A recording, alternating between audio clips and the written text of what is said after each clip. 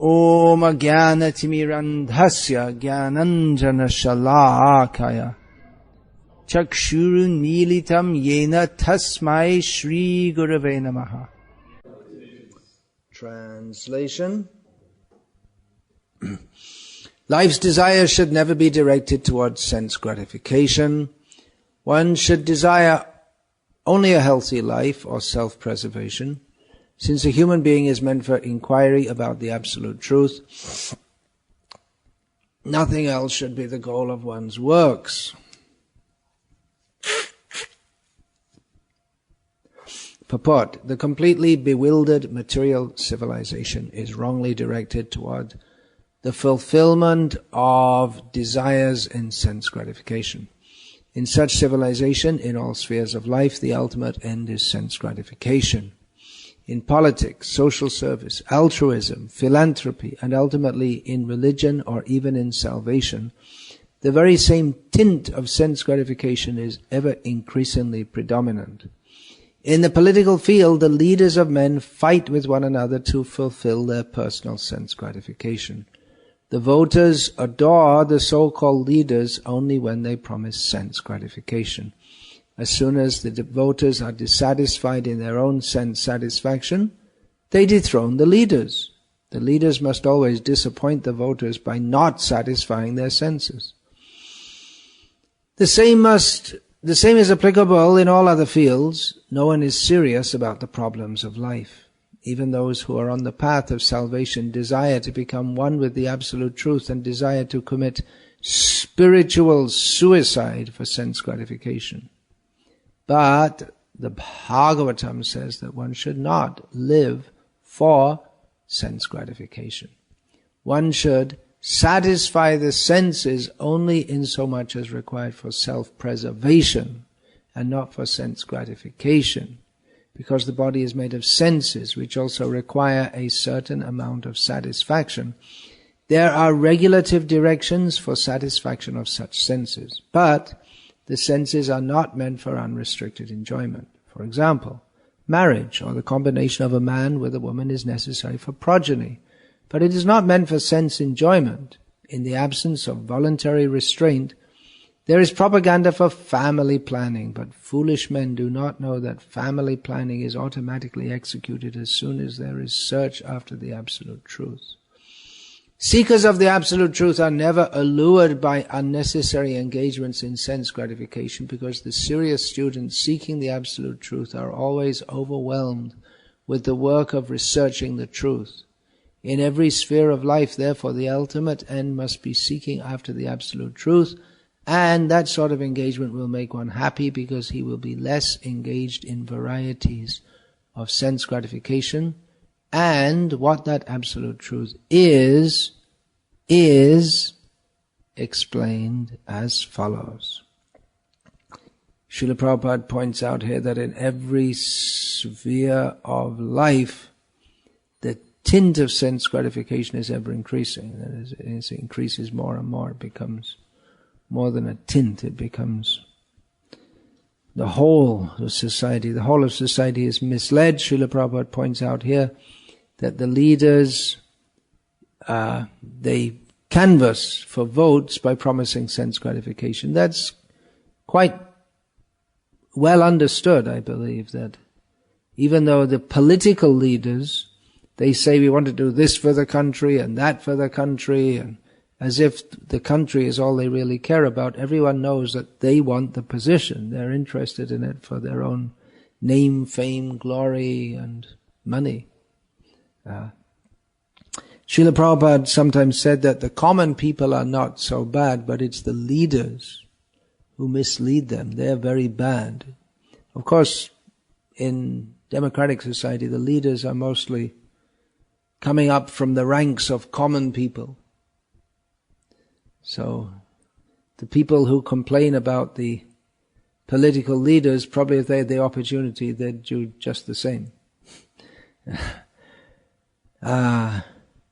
Modern society is a consumer society, because there's industry producing various things, and then people have to buy them to make the industries run on. Then to make them buy it, you have to You have to create a whole mentality in people by which they want to buy things more and more. In traditional cultures, people tended to be quite thrifty. That was definitely part of Irish culture, because Ireland traditionally wasn't a very well-to-do place, so thriftiness. You all know what that means, thriftiness? It means not, yeah, you'll know, but those who are not native English speakers, it means not spending money unless you really have to, looking after things so that they don't get spoiled easily, not throwing things away, but being very careful with everything and not buying things unless you really need it. The consumer society is the opposite. The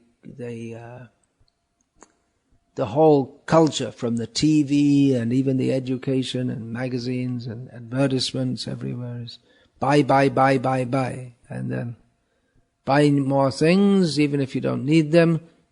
The example I often give is of Coca-Cola, that no one would ever buy Coca-Cola unless it was advertised, because no one has any need for it and there's nothing particularly attractive, but it's a massively marketed beverage only by advertisements, which also goes to show that people are stupid, but that's easily misled.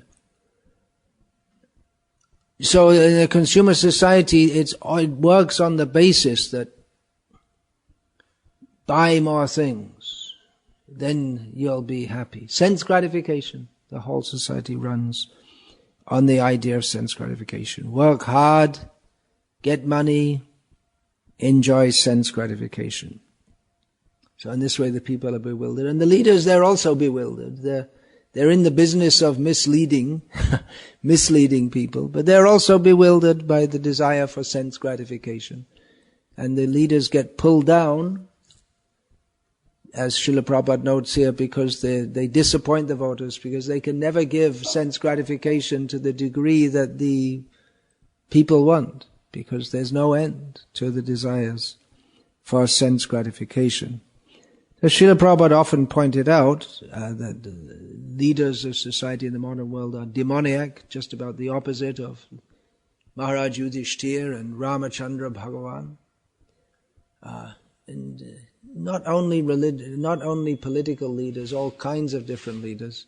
We don't talk about that much now within our society. It's out of fashion, although, as I understand it, the fashion should be to repeat what Srila Prabhupada said.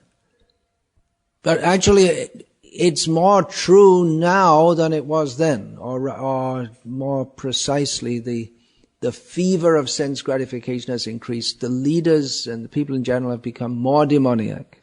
And that's understood from Shastra also, because tatascha dinam dharma satyam socham kshamadaya kalena balina rajan nangshantyayur balang smritihi. Because in Kali Yuga, with the passing of every single day, everything that is good declines. Dharma, satyam, truthfulness, cleanliness, tolerance. Of course, you could say that tolerance, people have become more tolerant. Everything that's wrong should be tolerated. But tolerance, it means people's ability to tolerate difficulties. People, they can't. If it's a little bit too cold or a little bit too hot or a little bit too anything for their liking, they find it very difficult to tolerate. Mercy is decreasing day by day by the powerful influence of time. Lifespan, bodily strength, mental ability, all these things are decreasing day by day. And we can see how the world's situation is decreasing. As a child, I would hear adults saying, "Oh, the world is so bad today." But then I saw in a newspaper there was a whole article about someone growing up in the 1970s, same as myself, and how good it was compared to nowadays. But at that time, people were saying how bad it was. And it goes on like that. As Kali Yuga regresses, or as we go on in Kali Yuga. And many people are aware that the world is a very bad place. The leaders are very bad. If we say the word Monsanto, many people will immediately have an impression in their mind of something very bad, that deliberately exploiting people and foisting on them foodstuffs which are not at all good and really just only for profit motive, causing great harm to millions of individuals and communities and the earth, and it's all supported by the big leaders. It's something which appears to be just quite evil. And then there are wars going on everywhere, and it's not that these wars are just happen by chance, but behind them they're the hands of the governments of the major countries. They're always supporting one group against another group. From America, they wanted to kick out the leader of Syria, so they supported all these rebels against him, and now the rebels they all got together and made this new army which has taken over large parts of Iraq and Syria. So now America's thinking they should help the Syrian leader who's against them, because they've become more of a threat. And it goes on like this. Horrible situation in the world. People can understand. Bad leaders. Terrorism. There are ideologues who describe why we should do this, why we should have terrorism, and then there are people who participate in it so that no one can feel safe anywhere because the world is so bad. Of course, we don't expect terrorists here just now. The IRA used to be quite prominent, but anything can happen at any time, any kind of horrible thing. This whole situation in the world is very bad because of the promotion of sense gratification. If sense gratification is promoted more and more, then people become demoniac more and more. Talking about terrorism and how bad the world is, there's a quiet Holocaust going on every day. Quiet means because no one seems to care much about it. The killing of literally millions of animals, fishes and birds every day. Slaughter. And people wonder why humans are becoming so violent to humans, because it's karmic overflow. That if we kill the animals, then we'll want to kill each other. And although meat eating has been extended in human society since time immemorial, the scale of it has increased massively with refrigeration, mass marketing, and transport, so that you can kill an animal in one country and then freeze the flesh and export it to another country. And it's all been made possible by the progress of human society, that people have become more animalistic in the name of progress. So Srila Prabhupada pointed out this, but actually he focused more on the misleaders, not so much those who are doing the active work of being demons and fomenting wars and promoting Monsanto and Coca-Cola, and he didn't emphasize so much on the political leaders as more on the ideological leaders, the people who give all the wrong ideas by which underlie the demoniac society. There was a book written shortly after the Second World War, the title of which has become a saying, "Ideas have consequences." Srila Prabhupada especially targeted the Mayavadis and the academic scholars. He targeted them both for attack, for being demoniac, and for preaching to also. Srila Prabhupada's major preaching strategy, or at least that was his idea, especially before he came to America, and he always had this idea, was to meet the intellectuals, the intellectual leaders of society, to try to convince them, because they write the school curricula and they give the ideas. And we can see that ideas have consequences. Darwin didn't have any political power, but his influence has been tremendous. Marx didn't have any political power, but his influence was tremendous. So Srila Prabhupada wanted to convince the intellectuals that Krishna consciousness is required individually and for all of society, and in this way Srila Prabhupada wanted to bring Krishna consciousness to the people of the world in various ways. He promoted book distribution, he promoted Harinam, public Harinam Sankirtan festivals, so many ways preaching. But this was a major thrust of his preaching, to find out the leaders. The Mayavadis, I don't know what's this all about Mayavadis, and why so much against the Mayavadis all the time? Well, one reason is because if at all people are looking for spiritual life, they generally fall into the clutches of Mayavadis. Apart from sectarian religion, that's if people are looking for religion, they may go to some sectarian religion, but if they're focused more on the truth, as Srila Prabhupada begins his disquisition on Srimad Bhagavatam, that the target of God and the target of the absolute truth are not on the same level. In other words, some people look to God, and generally they do so in a sectarian way, and others are looking for the truth.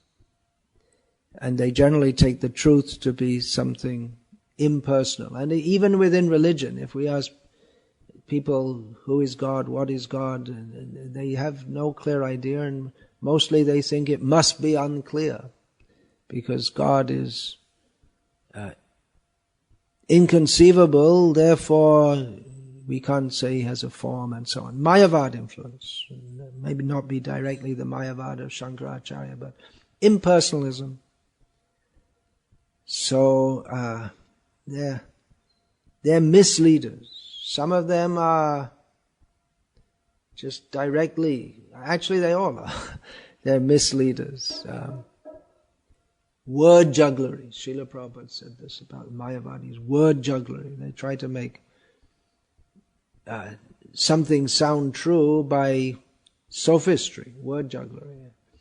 One example, this is one of the most prominent Mayavadis of the latter part of the 20th century, was one Chinmayananda Swami. And one of his brilliant sayings was that, well, a door that is half open is also half closed. So both things are true. If you say half open, it's half open. If you say it's half closed, it's half closed. So everything's just a matter of perspective. Everything's actually the same, because half open is the same as half closed. Very poor logic. Very, very poor logic. In English you can say, I'm going to go up the street, or you can say, I'm going to go down the street. Or you can say the door's half open, or you can say it's half closed. But does that mean that because English language is thus constructed, that means that everything is the same? It's a very poor logic. But people think, oh, really? Yeah. And they get misled by these. I mean, he was a very popular and influential Mayavadi. That's called word jugglery. So Srila Prabhupada writes here that even in the sphere of religion and even in the sphere of salvation, and that means the impersonal quest for liberation, the tint of sense gratification is ever increasingly prominent. And actually that's there within the Mayavadis, although they don't, traditional Mayavadis don't promote sense gratification. But the whole idea of becoming one with God, that's the biggest sense gratification possible. So they talk of becoming free from ego, but their whole idea is to be, they think that they're becoming God. And what could be more egoistic than that? Many of them talk of bhakti. And they may worship deities. The traditional Shankaracharyas, they start every day by worshipping deities. They won't eat anything before that. Of course, that's true for anyone who worships any deity. You're not supposed to eat anything until you've finished the daily puja. And many follow very strictly. They don't even drink water. They may not. And traditionally they'd start after sunrise, the puja. So many, they would be up early, but they wouldn't eat or drink anything for many hours because they have to do their puja. And so they may be very devoted to the deity. It's a very strange mentality. They're so devoted to the deity, but at the same time they think the deity is just the representation of of the ultimate, which has no form. So it's not really bhakti at all. But what they see as bhakti, they see the deity is just a symbol. And they may have feelings, and they may express feelings of bhakti, but it's all poisoned by this idea that, well, the ultimate reality is impersonal. Ultimately, I'm the same as the deity. I'm worshipping the deity, but actually it's me. I don't know, it's very strange ideas. So the traditional Mayavadis, they're actually pious in many ways because they follow Vedic culture in many ways, and they recite Vedic mantras, they worship deities, they'll worship the Ganga and the cows, and they'll protect cows, and they want to uphold Vedic culture. So in many ways, they may be very good, but Chaitanya Mahaprabhu said, Vedna manya bodh hoy to nastik, Veda shroy nastikya bad bodha ke adhik. He said that the Buddhists, they don't accept the Vedas, and therefore they're called atheists. But those who superficially accept the Vedas, but they have more or less the same philosophy as the Buddhists, namely the Mayavadis, they're worse. Because with the Buddhists it's clear, they don't accept the Vedas. But those who do accept the Vedas, but misrepresent the message of the Vedas, they're worse, because it's worse misleading. At least with the Buddhists you know what you've got. But with the Mayavadis, you think that you're following the Vedas, but you're not. But still there's some piety there. So that's why we see that Chaitanya Mahaprabhu, when he spoke to the Kashi Mayavadi, the Prakashananda Saraswati and his 60,000 followers in Varanasi, that they were offensive to Chaitanya Mahaprabhu, but he spoke to them, he showed them that their philosophy was wrong, and then they took up Krishna consciousness. And Srila Prabhupada comments in one purport that they, despite all their offenses in thinking that God is impersonal, That's the beginning offense. And then they were specifically offensive by criticizing Chaitanya Mahaprabhu's dancing and chanting. But they had some piety also. Now that piety is all spoiled by this offensive, impersonal understanding. But if that's removed, then the piety remains. And then they can take to Krishna consciousness very nicely. There's another example of one poet came from Bengal. He had made a drama about Chaitanya Mahaprabhu and Jagannath, and all the devotees thought this was very nice, very devotional. Swarup Damodar Goswami found out from the very beginning it was actually tinted or interwoven with the misunderstanding, Mayavadi misunderstanding, and he chastised that poet. Now that poet didn't think he was an impersonalist. He thought he was a devotee. And all the other devotees also thought he was a devotee. But actually he was a Mayavadi, because his understanding of bhakti, although it appeared to be very nice, with all feelings and this and that, but the underpinning it was the idea that actually Krishna is not the Supreme Personality of Godhead. Even though they may say Krishna is the Supreme Personality of Godhead, but this impersonal idea is there's some but. As I saw many years ago at Hindustan Motors, where ambassador cars are made near to Calcutta. I visited the temple there many years ago. Had some program. And there was a poster based on Shastra, or painting on the wall of the universe, and then there were the hellish planets, and then the lower planets, and then the earth planet, and then the higher planets, the planets of the rishis, Brahmaloka, and beyond that there were the coverings of the universe. Beyond that there was the causal ocean. Beyond that there was Vaikuntha. Beyond that there was Golok, Vrindavan, Radha and Krishna. And then up on top there was a light with Om sign inside it. So they got it right and they got it wrong. So we'll find also there's people who are this whole Ramananda Sampradaya and Gita Press. It's bhakti, but there's some Mayavadis in there. It's all mixed up.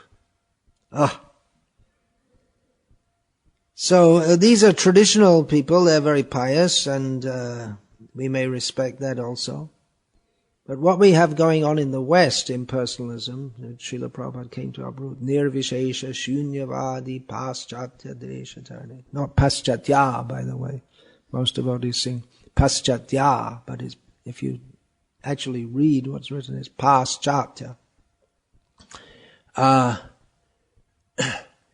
There's this impersonalism and voidism, but there's none of the piety whatsoever. It's this impersonalism, but without the pious background of traditional Hindu culture, and with the very impious background of contemporary Western culture. So it's a pretty bleak outlook. And at least the Mayavadis in India, they tend to be pious in some ways, in many ways. But in the Western countries, those who are impersonalists, they're just dogs with some kind of so-called philosophy and spiritualism. Doggish in their outlook. Means they're just, the dog is looking for a bitch, that's all. They have no actual higher thought. There's no question of higher thought, just sense gratification. Of course, New Agers, many of them are vegetarians, and they promote environmental protection because they want that future generations can also enjoy themselves on this earth in a New Age kind of way. But they have no intrinsic respect for Shastra. They may read some edition of Bhagavad-gita and this and that, and they think, yeah, we can read that, and we can read different books, and yeah, they're all good. Take some mushrooms and have some of our own realizations, and it's all the same. They have no respect for sadhus or spiritual authority, because they have this idea that, well, it's just, you make your own concoction, just like in a cocktail bar. You take a little bit of this, a little bit of that, and make your own drink. So you can mix up eclecticism. You can mix up all different kinds of ideas. Whereas within Vedic culture, even the misrepresentation of it that's going on in the present day, it's understood that you come under a guru and you get guided and you go in a particular line, not that you just take it as you like it. They may even have a guru, but their whole understanding of guru is no proper understanding at all. Just, I don't know what they think. I just don't know what they think, what the idea of having a guru is. It's become very cheap. That's there in India also. A very cheap idea. That just some blessing machine, that's all. That's what the guru does, gives blessings. So, the so-called New Agers, they may talk of Krishna and just go on with their sinful life in many ways. They're just like this. There's this book published, The Yoga of Kirtan, in which is the first interview in the book is with one Krishna Das, who's become very popular for doing so-called kirtan, but he writes right in that book that, well, when I think of Krishna, I don't think of any blue boy or anything like that. I think of the ultimate reality within all of us. And the man is he's a complete womanizer and shameless. He's not a saint at all. Womanizer, manizer, whatever you can get his nasty hands on. So these are the kind of people who are they're leaders, but their so-called spiritualism is just another kind of sense gratification. They have gross sense gratification and then pseudo-spiritual sense gratification. It's a very dangerous movement. These people, they're very much misleading, and they may chant Hare Krishna, but their chanting Hare Krishna is misleading people. Just like the Vaishnavas of Bengal, they became despised by respectable people because Vaishnavism was seen as a sex cult, as an excuse just to have illicit sex. And Bhaktivinoda Thakur and others, they began the task of restoring respectability to Vaishnavism in the eyes of the people of Bengal, because people who are at least moralistic, they thought this is something horrible. And it was. It wasn't Chaitanya Mahaprabhu's movement, even though they had tilak and they were chanting Hare Krishna, but they were grossly misrepresenting Krishna and Krishna consciousness. They did tilak, they did kirtan and everything. So these people, they may chant Hare Krishna, but they're sex mongers, take intoxication, and they say, well, everything's divine. It's all divine. It's all divine. You just feel everything is divine.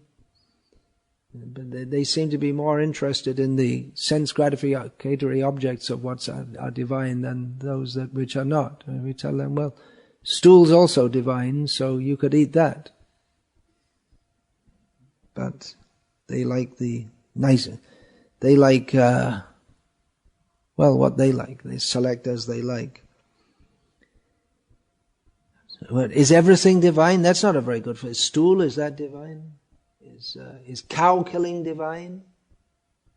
Well, it seems that Mahatma Gandhi seemed to think that it was provisionally so, because when India was divided into India and Pakistan, with the idea that the Muslims had to have their own country, then in India the people thought, okay, now Now that's Pakistan, and that's for the Muslims, and this is India, that's for the Hindus, and then let's stop cow slaughter. And Mahatma Gandhi said, no.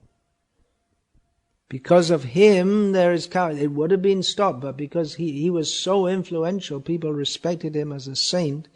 Then when he said, no, you can't stop it. Why? Because the Muslims and the Christians, especially the Muslims, there wasn't much Christian population, they want to do it. It's part of their religion, so you have to allow it.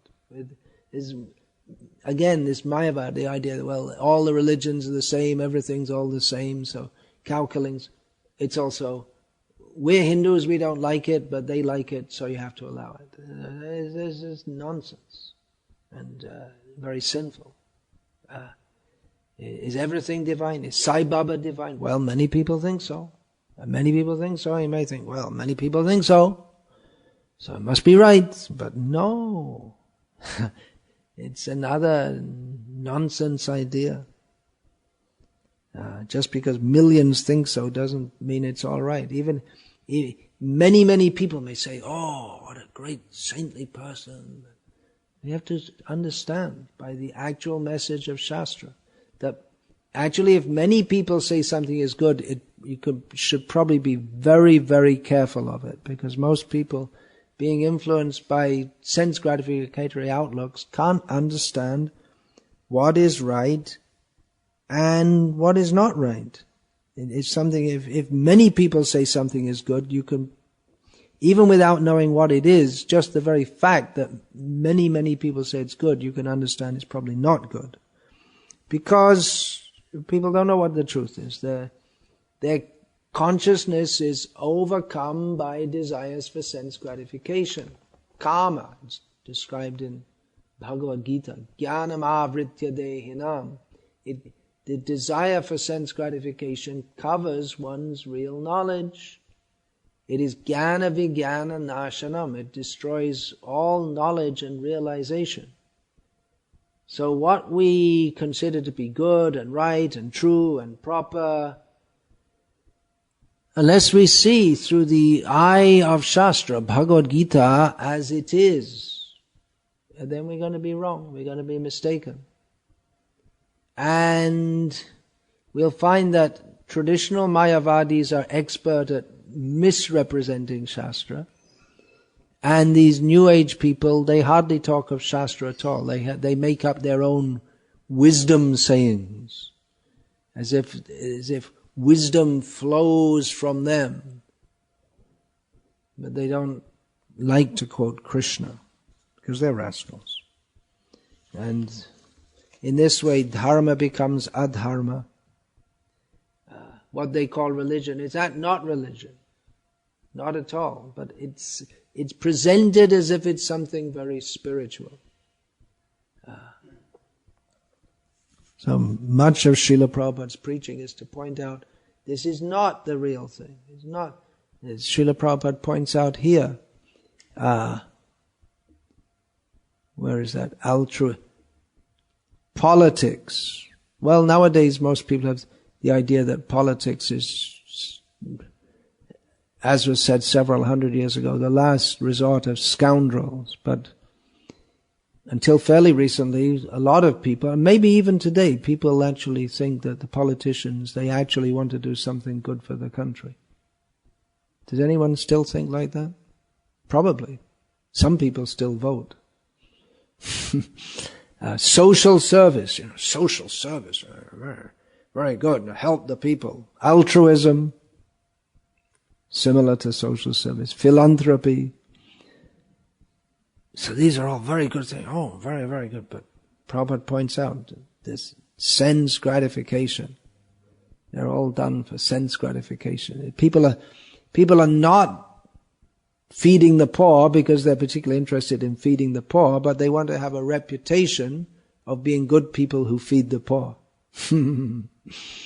Like this, we see in India, there's this midday meals program, which it's not only ISKCON participating in, there's so many different groups doing this kind of thing. And you see philanthropists, they are owners of big businesses, And they get behind, yes, we're putting lots of money into this so that the children can have a good education and they can give them a good start in life. But what they're interested in is for getting plenty of educated workers for their companies.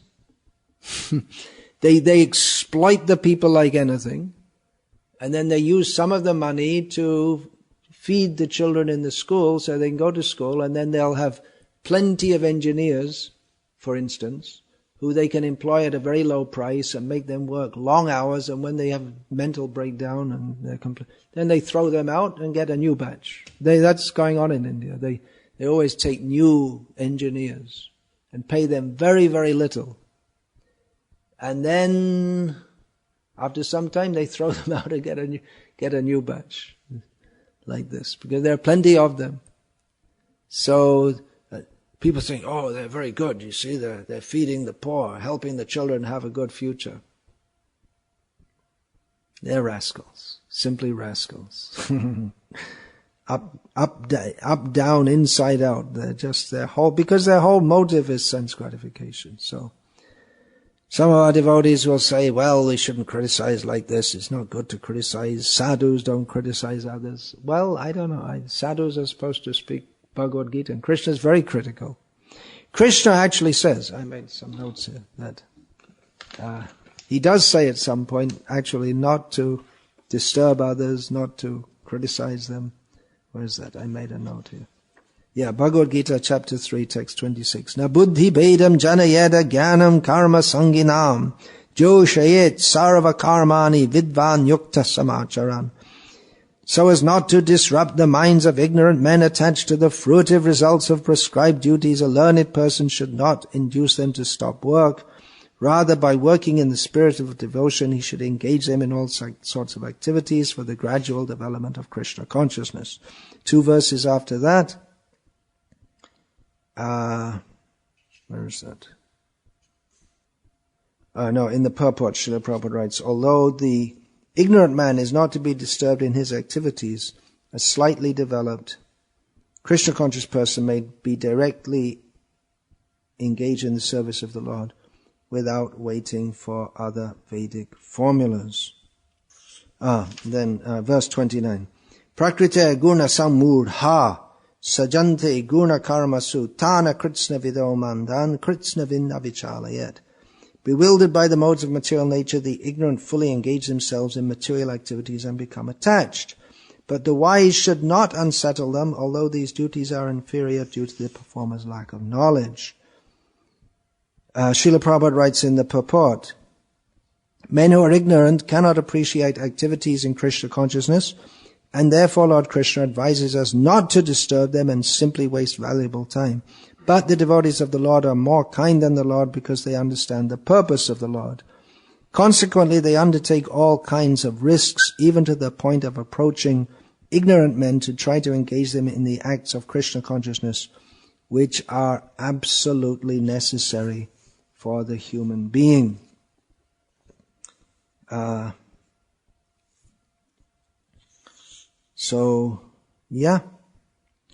We should disturb them, even though people they have their own particular outlook and they think it's very good. This is very nice and we should follow that. But Srila Prabhupada here, he's presenting Bhagavad-gita as it is, but he's reading Krishna's mind, you can say. Well, Chaitanya Mahaprabhu, Krishna came later as Chaitanya Mahaprabhu and told us to preach very widely. Another thing, they are very prominent in India's demigod worship. About this, Krishna has quite a lot to say in Bhagavad-gita. One of the verses, Yo yo yang yang tanong bhakta shraddhaya achitam ichhati tasya tasya chalang shad ham tam eva vidadhamyaham. I am in everyone's heart as the super soul. As soon as one desires to worship some demigod, I make his faith steady so that he can devote himself to that particular deity. So if you ever wondered why preaching is so difficult, we get some idea here. We give the very good philosophy of Krishna consciousness by which people can be benefited in all respects, then why don't people take to it? Because they already have their particular way of thinking, and that is bolstered by Krishna within the heart. If people want to believe something, Krishna makes their faith strong, even if it's the wrong kind of faith, because they have a desire like that. That's why we see that. As you're talking about the Mayavadis, they read the Vedas, they follow the Vedas, but they may have the wrong idea about the Vedas altogether. And they're not the only ones. I mean, there are so many misinterpretations of the Vedas. And even though this verse which we read, Kamasya Nendriya Pritir Yavad, what is it? What is it there? Say that. Labho Jiveta Yavata Jivasya Tattva Jigyasa Neha Yas Cheha Karma Bihi. That life should not be for sense gratification. There are many people who follow the Vedas or consider themselves followers of Vedic culture, and their aim is openly sense gratification, as Krishna mentions here in Bhagavad-gita. Yamemang pushpitang vachang pravadantya vipaschita vedavadaratav partha nanyadastiti vadinaha kamatmana swargapara janma karma phala pradam kriya vishesha bahulam bhogaishvarya gating pati. Men of small knowledge are very much attached to the flowery words of the Vedas, which recommend various fruitive activities for elevation to heavenly planets, resultant good birth, power, and so forth. Being desirous of sense gratification and opulent life, they say that there is nothing more than this. So they follow the Vedas, and the Vedas offer them sense gratification. And they think, yeah, great, that's what we want. So they got the wrong idea. Why? Because they studied the Vedas. And to follow the Vedas is good. One should follow the Shastric injunctions, as Krishna himself states here in Bhagavad-gita also. Ya Shastra Vidimutsrija Vartate Kama Karataha Nasa Siddhim Avavnati Nasukam Naparam Gatim. That one who rejects the rules of the Vedas and acts according to his own whims, such a person can never attain to perfection, nor happiness, nor the supreme destination. Tasmat Shastra, Tasmat Chana Vidhanaste Karya Karya Vyavastitho Gyatva Shastra Vidhanoktam Karya Kartameharasi. Therefore, Krishna says, one should know what are the injunctions of the Vedas and follow them. So those who are following the Vedas they may follow the rules, but they follow for sense gratification directly, or they become Mayavadis and they give up sense gratification, but they have this very ambitious, subtle sense gratification to become one with God. So, avipaschitaha, the word is here, they don't properly know.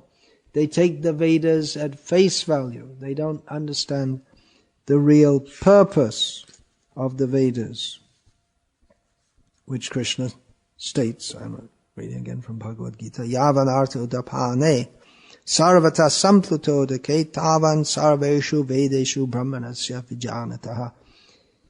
All purposes served by a small well can at once be served by a great reservoir of water. Similarly, all the purposes of the Vedas can be served to one who knows the purpose behind them.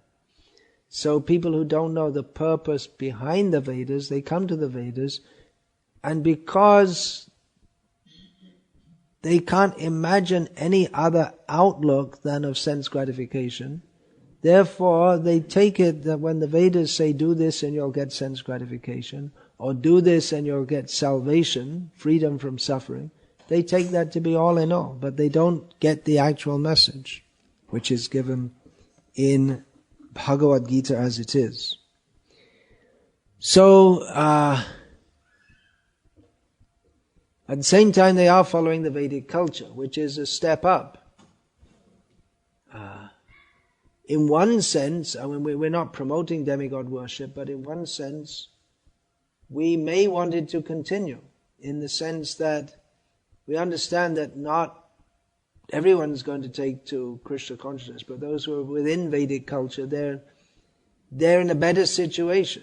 Those who are worshipping demigods, they're in a better situation than, and those who worship demigods and follow the Vedic culture, they're in a better situation than people who just like this New Age thing, they take out of the Vedic culture what they want, but they don't take the rules and regulations which they're supposed to follow. So they very grossly misrepresent the Vedic culture. So, in one sense, we prefer that Vedic, and the Vedic culture will continue anyway. I mean, it's been going on since time immemorial. And even Ravana was a worshipper of Lord Shiva. He was a complete demon. Anything good to say about Ravana? Well, he had some attachment for Lord Shiva. Even in a wrong way, with a wrong motivation. But modern day demons, they're just completely cut off from Vedic culture. So, along with Krishna consciousness, we have to spread Vedic culture, which helps people to, even if they don't come to the highest platform or highest aspiration of pure devotional service, if they can follow Vedic, as much as they can follow Vedic culture, that will be very helpful for them. Srila Prabhupada was asked, is it better to believe in the one God of Christianity or be a worshipper of multiple demigods in Hinduism? That he was asked once. Another time he was asked, or is it better to worship Kali with all the killing that goes on in the worship of Kali? They sacrifice animals. In both cases, Srila Prabhupada said, it's better to be in Vedic culture. It's closer to Krishna. So, Vedic culture is also full of sense gratification. Everything, the whole world is full of it. That's the real disease. Well, the real disease is not wanting to surrender to Krishna. And then, when we don't want to surrender to Krishna, then we desire personal sense gratification. So this is the great disease. All wrong philosophies come out of this. Where do all these wrong philosophies come from? From the mental platform, but that mental platform is one predicated on the platform of let me enjoy separately from Krishna. So all these points are described here in Srimad Bhagavatam. Any question about this, please? Yes. So the last Saturday said to me, God is love, God is the energy of love. Someone said to you, God is love, God is the energy of love. They understood everything about God, is it? Generally people like to say that God is love and keep it very vague. Or very vague. So I love some beautiful woman and that's God. They don't define what is that love. God is the object of pure love. That is a proper understanding. What we call love in this world is another platform of sense gratification. We call that God because that's our biggest aspiration. Atendra priti vancha tare bole kam, Krishnendra priti ichha dhare premanam. The desire for personal sense gratification is called lust, and actual love means the desire to satisfy Krishna. So people say God is love, just like this poet Keats said, truth is beauty. Beauty is truth. So in both cases, beauty for them is some sense gratificatory idea. Beautiful woman. Love means I love my girlfriend, I love ice cream, I love sunny days. It's all I. And that's the highest thing, so that must be God. That's divine. To enjoy at the highest level, that's divine. When people say God is love without defining it, they don't think in such a developed way, but this is the underlying motive. So, we should be more specific, not vague. That's typical of impersonalism. Keep everything vague, nothing specific.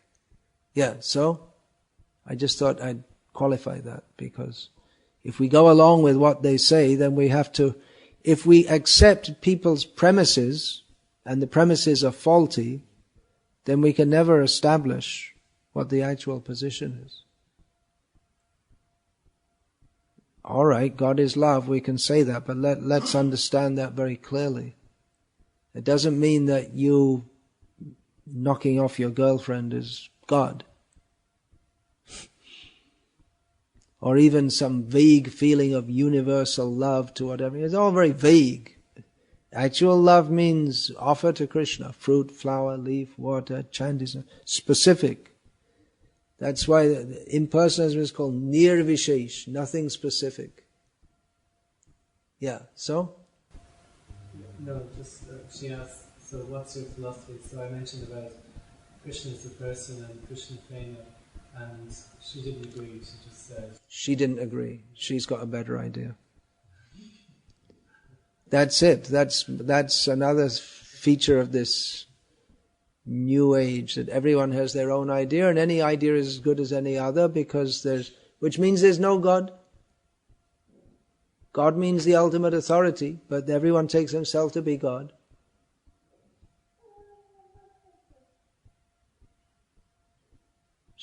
She thinks herself to be the arbiter of truth. What nonsense.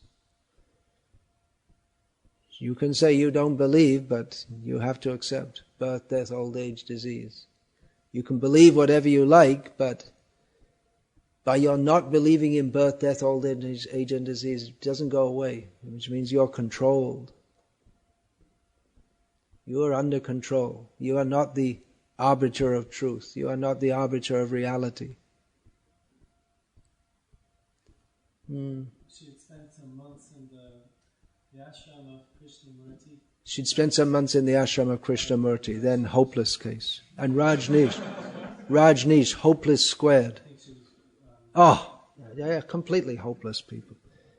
I mean, even people who are attracted to that means they have a demoniac outlook if they're attracted to Krishnamurti and Rajneesh. Otherwise they wouldn't be attracted to such things. How could you be attracted to such a cheater as Krishnamurti, who says that don't accept any guru, don't accept guidance from anyone, and is giving guidance in telling you that? They must be... These are people who play around with so-called spiritualism as another form of sense gratification, that's all. They're not sincere, they're not serious. Srila Prabhupada, what I see, his general preaching to the public, 2 points. One thing, we're not the body. We're eternal. Another point, we are controlled. We should accept that we are controlled. So, understand. There is a controller. We're not independent.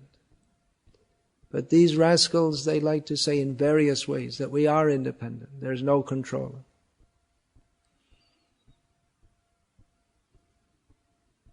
But these people are, anyone who's spent months in some Mayavadi ashram, means that they can't be very sincere, because it's so... Anyone who has any real sense can understand from the beginning, it's just all cheating. Why would anyone go to Rajneesh Osho? It's plainly, it's a sex cult.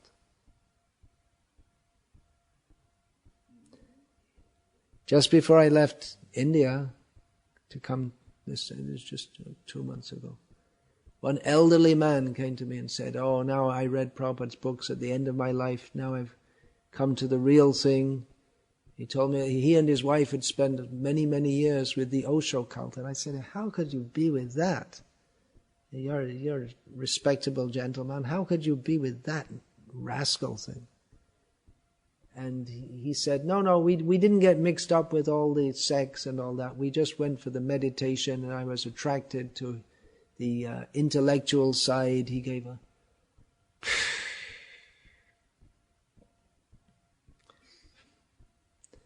But the average, in Pune they have their ashram Osho, and the local people, they won't go there.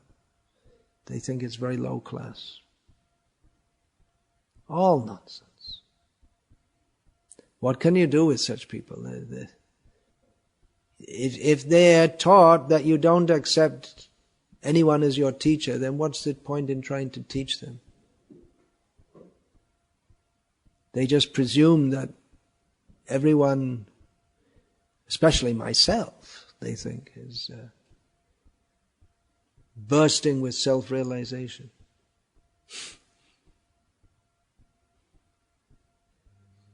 What can you do? The very good word is just rascaldom, that's all. The idea that you don't have to accept any guidance from anyone, then you're nonsense. Immediately. And what will they be doing? Sense gratification. They'll talk all big things, but their actual business is just sense gratification, the same as the cats and the dogs. That's all. Yeah. What is my point of view? It's the wrong question. We have to see through the eye of Shastra. What did Srila Prabhupada say about what? Sorry? Being a vegan in Krishna consciousness. Well, I believe this vegan movement became quite prominent later, just in the last 20 years or so after. But Srila Prabhupada definitely promoted that we should take milk. You read Prabhupada's books? So? Isn't? No, but you read Prabhupada's books. So isn't it that again and again and again Srila Prabhupada talks about how we have to take milk? The miracle food that nourishes the brain tissues necessary for spiritual realization. Actually, in countries where they don't take milk, it's like Japan, Thailand, China. People are spiritually very dull. Very dull. Milk is required. Of course, the stuff you buy in the marketplace nowadays looks like milk. It's got the name on the packet milk, but it's not. It's quite different from what traditionally is known as milk. Anyway, that's a whole nother discussion. Srila Prabhupada also said we should protect cows. That's another discussion. Yeah. To make progress in Bhakti, do we have to know all this knowledge about this deviation? To make progress in Bhakti, do we have to know about deviations and all this kind of thing? Just chant Hare Krishna. Well, Chaitanya Charitamrita says, Siddhanta balaya chittena karaha alash iha hoite Krishna lage surira manosh. One should not be lazy in understanding Siddhanta. That means to understand what is correct as distinguished from that which is incorrect, as stated in the beginning of Bhagavatam. Vedyam vastavam atra vastu. That this is reality distinguished from illusion. Shivadam. Reality distinguished from illusion for the welfare of all. So, if we just chant Hare Krishna and we're in good company, that'll be enough. But if we're in bad company, then it may be Bahu Janma Kare Jadi Shravan Kirtan Tobuta Napai Krishna Pade Premadan. If we're in the company of those who have misconceptions, then we can go on chanting Hare Krishna for millions of lives and we'll never actually get love of Krishna. So it is important that we understand what is right and what is wrong, and if we're too dull-headed for that, then just chant Hare Krishna, but be under the guidance of someone who does understand what is right and wrong, which again puts us in a difficult situation. Then it may be a matter of chance. Otherwise, why was Srila Prabhupada giving lectures every day, writing books, preaching? He could have just introduced chanting and that's all, but he didn't. Why? Why is that? He could have just spoken on Krishna Lila, but he hardly spoke on Krishna Lila directly. He spoke the philosophy of Gita and Bhagavatam. Why? Why is that? Because we need it. Hare Krishna. Srimad Bhagavatam ki jai, Bhagavad-gita as it is ki jai, Srila Prabhupada ki jai, Sri Sri Gaura. You also have a question. All right, one more. I didn't look that way. Right. I heard back when I was talking about said that we should, if we go to a kirtan, we should kirtan have a Vaishnavas, not people who have other views. We shouldn't have kirtan. We should not have kirtan with Mayavadis. Yeah, Bhaktivinoda Thakur said. Why is that? Because the chanting of Mayavadis is offensive. It's not actual kirtan. They're singing Hare Krishna, but their intent is not to serve Krishna. Their intent is to become Krishna or to enjoy Krishna or to kill Krishna, like Putana. So just like we shouldn't hang out with Putana, we shouldn't hang out with Mayavadis.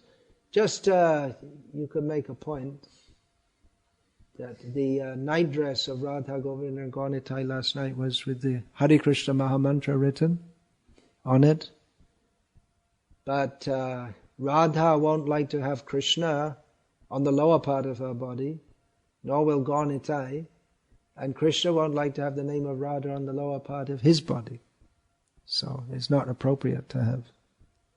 For the upper body, all right, but not for the lower body. A few years ago there was a big outcry in Puri when some fashion designer designed some dress with pictures of Jagannath, woman's dress. And he said that's very offensive to have the Jagannath on the lower part of the body. Hare Krishna.